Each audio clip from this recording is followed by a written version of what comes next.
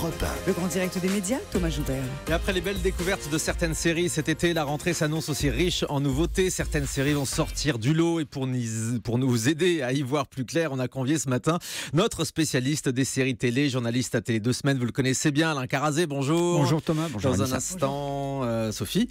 Sophie, excuse-moi. C'est la 15 première gaffe de la journée, mais on est le 15 août. C'est le 15 août, Alain. Allez, on vous pardonne.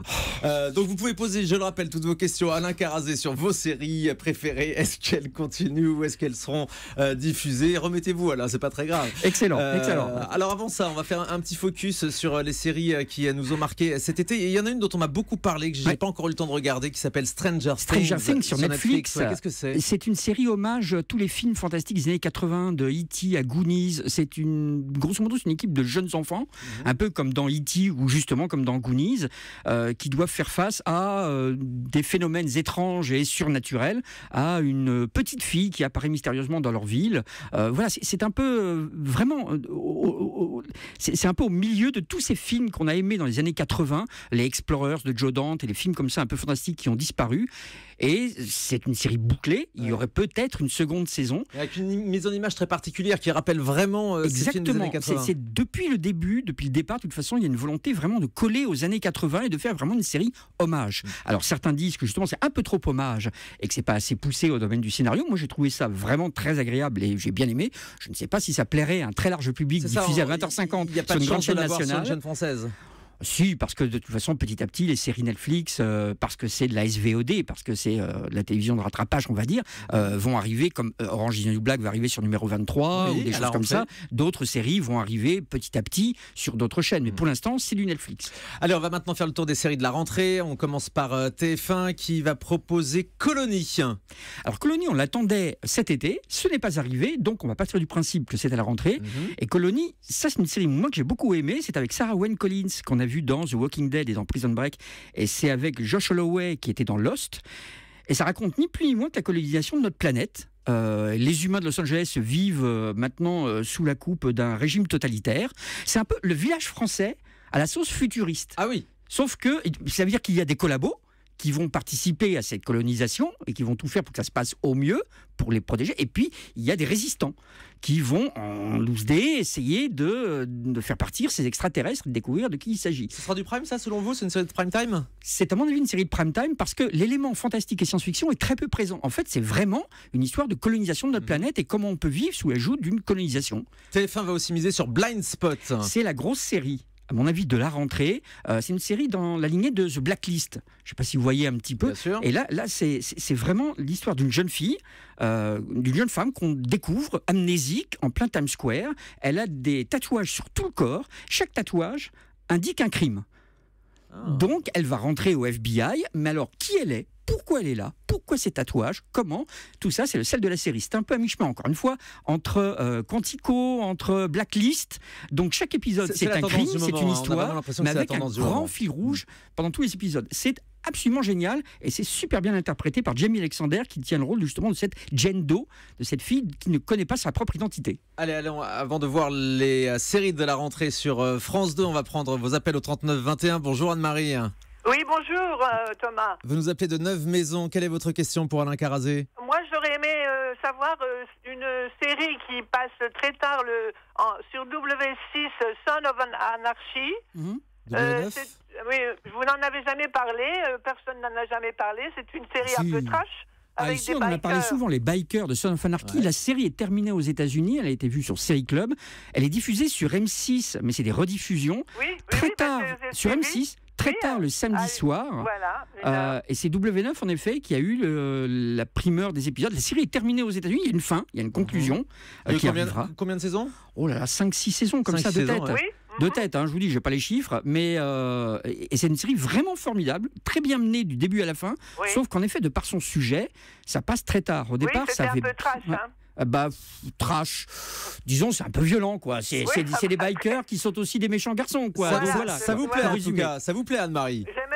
J'aimais ça, Thomas. Oui. Et ben donc, ça devrait continuer à être diffusé sur M6 et W9. Voilà, Anne-Marie. C'est pas terminé.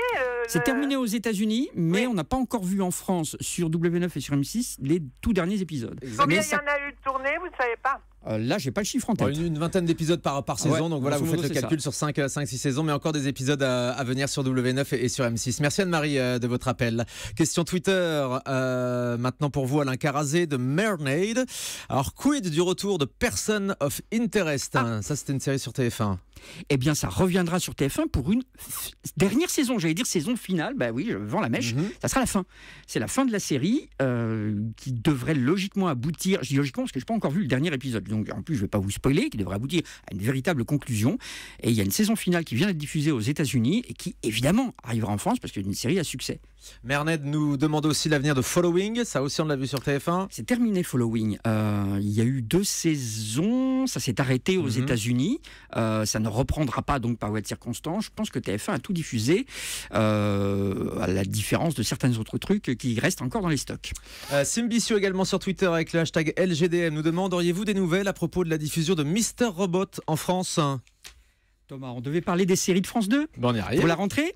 Mister Robot sera diffusé à la rentrée sur France 2. On n'a pas encore la date. Ça devrait être incessamment sous peu. C'est quoi? C'est pour la case du lundi soir? Septembre-octobre. Ça serait plutôt, à mon avis, moi je vois plutôt du deuxième partie de soirée. C'est quand même, il faut le rappeler, Mister Robot, c'est quand même l'histoire d'un programmeur informatique, d'un programmateur informatique qui se fait recruter par un personnage un peu mystérieux qui se fait appeler Mister Robot dans le but de hacker des entreprises et de semer véritablement la zizanie parmi de grosses entreprises. Et ça va aboutir véritablement à une espèce de lynchage de toute l'industrie américaine. Donc ça sera un des temps forts de France 2 à la rentrée. C'est quand même une série qui a marqué l'été dernier aux États-Unis parce qu'elle est vraiment dans un style un peu novateur, elle est un peu particulière, elle est très proche, paraît-il, de la réalité du monde des hackers. C'est pas du tout hollywoodien, on va dire, dans son traitement. Et c'est France 2 qui va le diffuser, ce qui est quand même pas mal pour une chaîne très grand public. Et ça sera certainement fin du mois. France 2 aussi va proposer La Trêve, ça c'est très attendu, c'est une série belge. C'est une série belge qui est vraiment formidable. Elle va démarrer à partir du 29 août. On a déjà la date, d'accord. C'est 3 épisodes à la file, ce qui est un peu dur. Grosso modo, c'est une histoire à la Broadchurch. Oui, c'est encore une disparition. C'est carrément la mort. On retrouve carrément un jeune footballeur du club local d'une petite ville qui s'appelle Driss Hassani, qui est mort. Donc un enquêteur, Jon Peters, va être là, mais lui aussi est un peu largué, on va dire. Et petit à petit, on va se rendre compte que chacun des membres du village est plus ou moins responsable de sa mort. Je ne vais pas vous en dire plus, mais c'est assez passionnant. Mais ça fait quand même penser à Broadchurch. Assez mystérieuse. On passe à la rentrée d'M6 maintenant, avec Esprit criminel qui débarque sur M6. Alors c'est une série qu'on a connue sur TF1, et maintenant cette marque arrive sur M6 pour une série dérivée, c'est ça? C'est une série dérivée qui s'appelle Criminal Minds Beyond Borders, au-delà des frontières.